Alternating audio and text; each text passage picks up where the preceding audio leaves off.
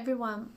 So in previous videos, we talked about the first two jewels in Buddhism, the Buddha and the Dharma.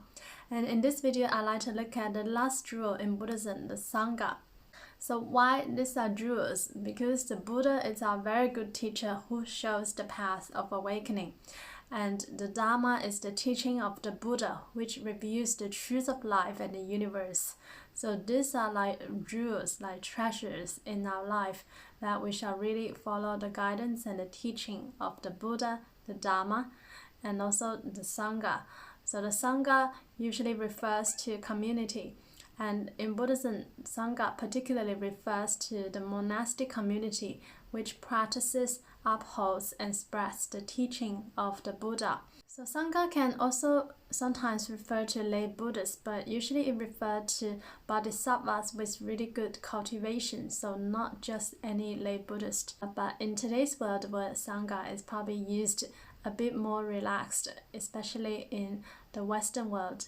The reason why the Sangha is a jewel in Buddhism is because without the Sangha, the Buddha's teaching would not have been kept for so well over the centuries.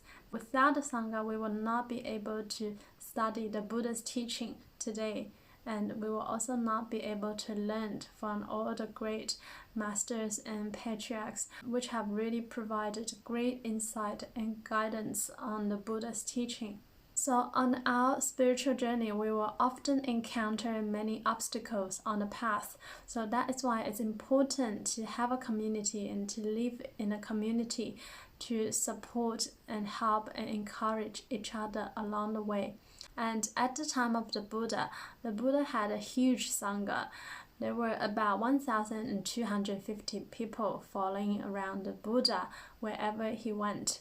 So with such a huge community, the Buddha also had to establish rules in order to keep harmony in the community. And the Buddha set the 6 harmonies which the Sangha had to observe in order to keep harmony while living in a community. And the 6 harmonies are observed by all branches of Buddhism all around the world. So the first is the harmony in sharing the same views. So it's important if we live in a community to establish the same views, to have consensus in a community, particularly in the teaching, the principles that are taught and the methods that are practiced together. So this forms the basis for harmonious group cultivation. And secondly is the harmony of observing the same precepts. So with a community, it's important to have rules, or otherwise there will be chaos. So it's important when the people gather together and practice together, they also observe the precepts set by the Buddha. And the third is harmony in living together, or physical harmony. So to create a friendly and peaceful environment where everyone interacts with each other peacefully on a physical level. And the fourth is harmony in communications. So speech is probably the easiest way where we might generate bad karma. So in 10 Good Deeds of Buddhism about our body, mind, and speech. And speech has 4 components. So no gossips, no frivolous speech, no harsh speech, no lying. So it's important for people to communicate with each other harmoniously and peacefully in a group. And if there are disputes, they should be addressed or resolved quickly with a lot of compassion, understanding, wisdom, and kindness. And the fifth is harmony in sharing the same dharma, bliss, or the mental harmony. So if we have something that we feel blissful within, we shall also share with others. And usually it refers to when we are practicing the Dharma, if we practice rightly in accordance to the teacher's guidance. So for Nianfo practitioners, it will be to practice Nianfo. Then as the time goes by, we shall experience the Dharma bliss by practicing Nianfo, and we can also share the bliss with others. And lastly is the harmony in sharing benefits. So in the Sangha, everything is shared equally. This can ensure that everyone's basic needs are met and special needs are also considered. So in this way, when everyone is taken care of, it can also help to maintain the peace in the Sangha and also to help keep the Dharma flourishing. So as we can see, it's important for the Sangha to observe the 6 harmonies in order to live harmoniously together. And how do we know if one's practice is good? Is if one can live peacefully in the community. One can adapt to different situations and can live in harmony with everyone around him or her.